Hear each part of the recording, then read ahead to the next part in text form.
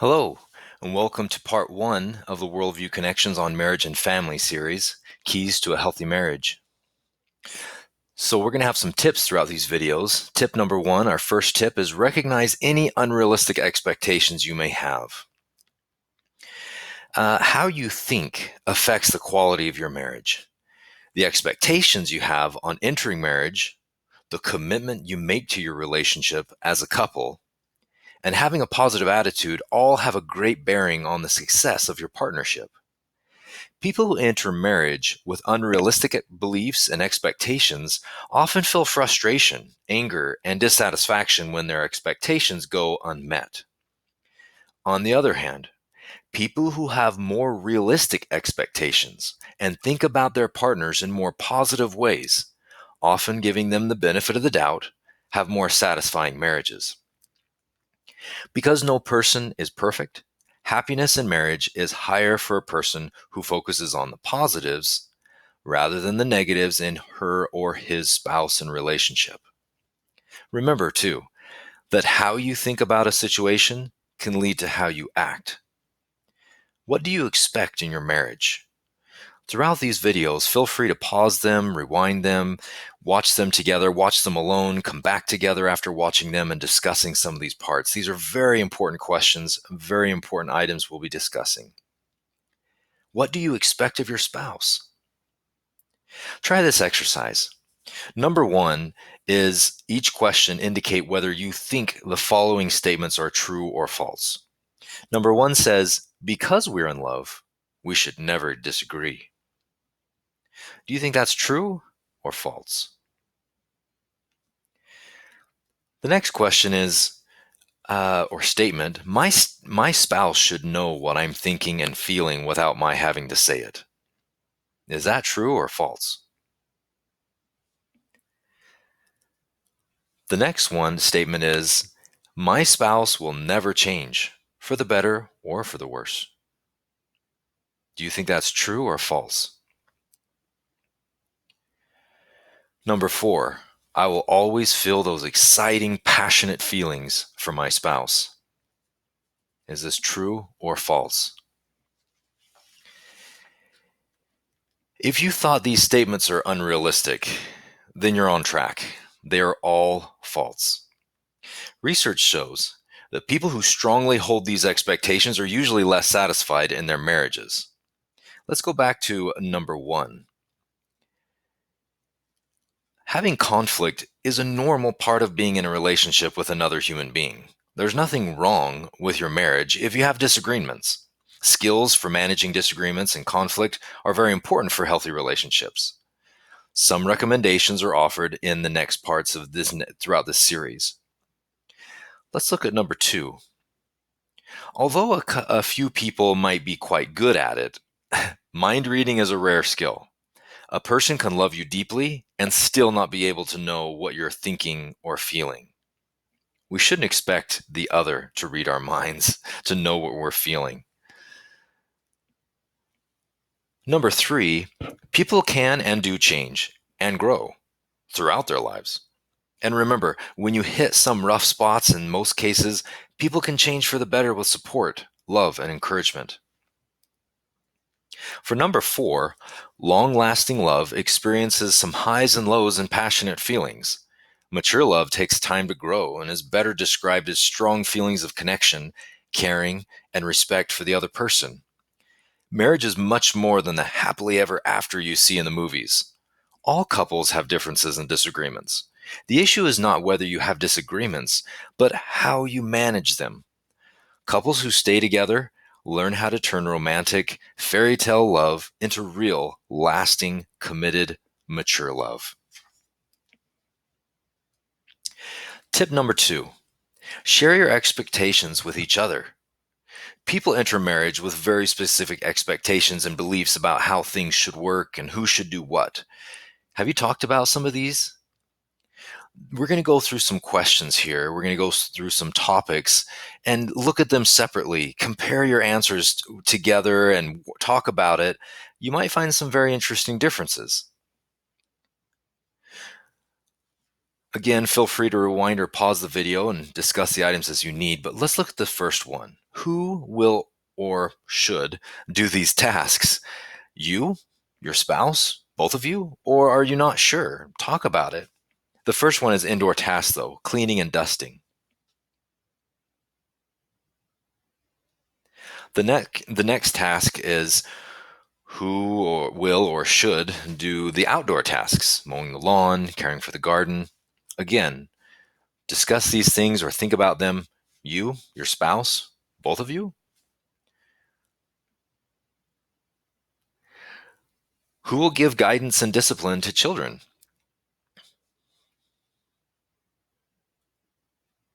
Who will be the one to teach family values? Or how will both of you teach them together? Who will teach children sex education?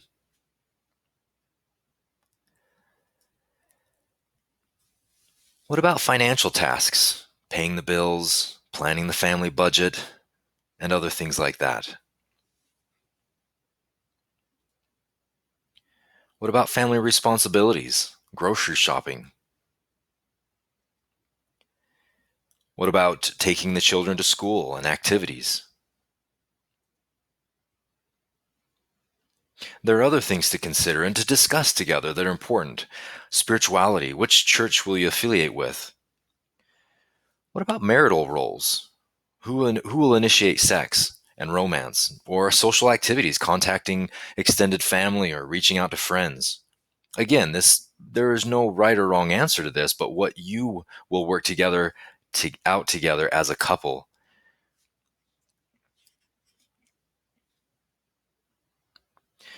Who will decide family spirituality practices? What will be your retirement plans? Some of these things may not seem exciting, but they're very important for your relationship. So before we get to that next tip, what we want to say is that there are other things. Who will initiate the recreation, the fun things? Just thinking about these activities, though, and having that together, you share those expectations with each other. It's good to communicate these things. Okay, think of you and your spouse as a team. Another important part of thinking in ways that lead to a healthy marriage is adopt a commitment attitude, which means that you consider you and your spouse as part of the same team. You're in this together now, and most people have lots of hurdles and challenges to face in life. If you think of yourselves as part of a team, you're more likely to behave in ways that make you feel more and more connected. You'll support each other when one of you faces a challenge. You'll make choices that build trust between the two of you. Part of thinking as a team means talking about your expectations as well as your goals and purpose in coming together as a married couple.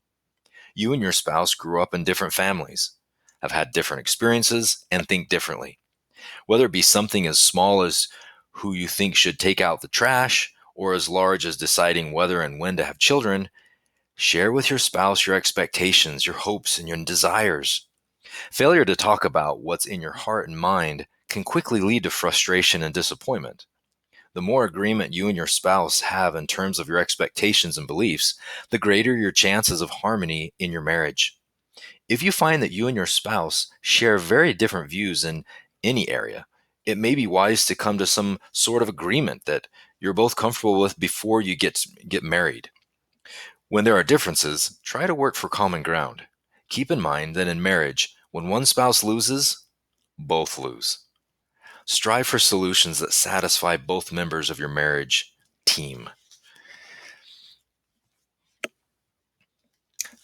Number 4, give your spouse the benefit of the doubt. Think about attitudes. People in healthy relationships and marriages focus on the positives and trust each other, giving the other person the benefit of the doubt. Think about how you would respond in the following scenarios with your spouse, and then share your thoughts with him or her. Your spouse leaves early for work without waking you and telling you goodbye. Here's another one. You come home to a messy kitchen and find your spouse playing outside with the kids. Here's another scenario. You have a 6 p.m. dinner date on the other side of town. It is now 5:45 and your spouse is still not home.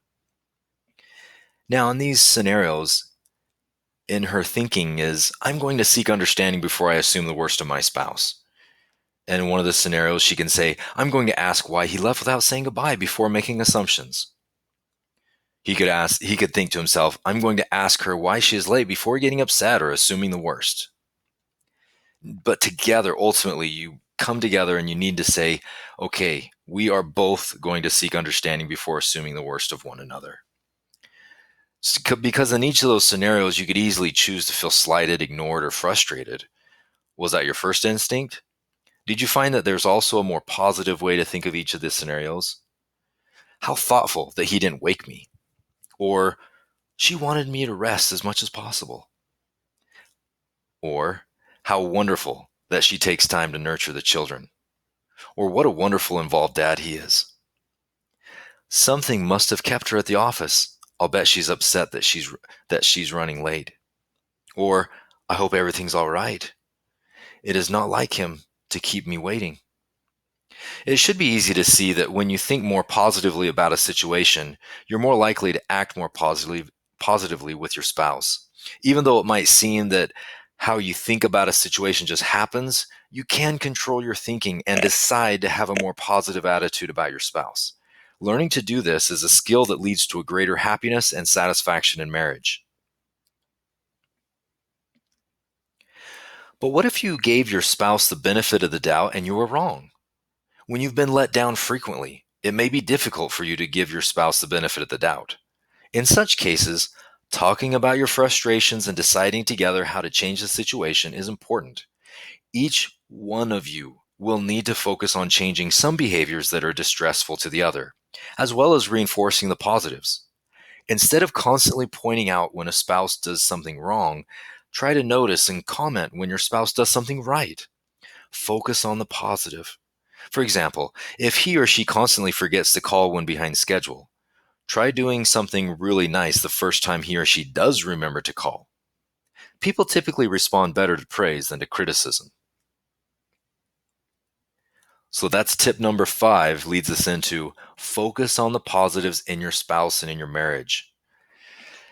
Let's face it, no one is perfect. There will always be some things about your spouse that drive you crazy, so it is very important to not let the negatives in your relationship overshadow the positives. And remember, there are things about you that kind of drives your spouse crazy. Let's be honest. Have a little lightheartedness too. We want to also bring your attention to Dr. John Gottman's 5-to-1 ratio. We have a link in our introduction video to the Gottman's Institute and .org. Great stuff. Communicating 5 positive things for every negative. He has found huge research showing that this is key to having a happy, successful marriage. So think about this though. Make a list, take some time, pause the video, get aside from all this and just write down 10 things you really like about your spouse. What do you love about her or him? Write them down here and come back to these things every time you find yourself kind of frustrated or something about your spouse that maybe not going as well as you had hoped. But think about those things that you love about your spouse and focus on the positives. Again, that 5-to-1 ratio. For every negative, try to get 5 positives, whether it be a hug, a kiss, a thank you, a compliment, something good you do for your spouse. Something I don't have on the web, this link right here, but there's also Dr. Chapman's The 5 Languages of Love. I recommend looking into. Great resources there as well. But there are more tips to come in the videos following. Please let us know what you think so far. Comment below. If you have any questions or ideas on how to give us positive feedback or things we could do better. Thank you for watching. Please like our videos and share our videos with your friends. Have a discussion group about these things. Please subscribe and join our community. Thank you and have a good day.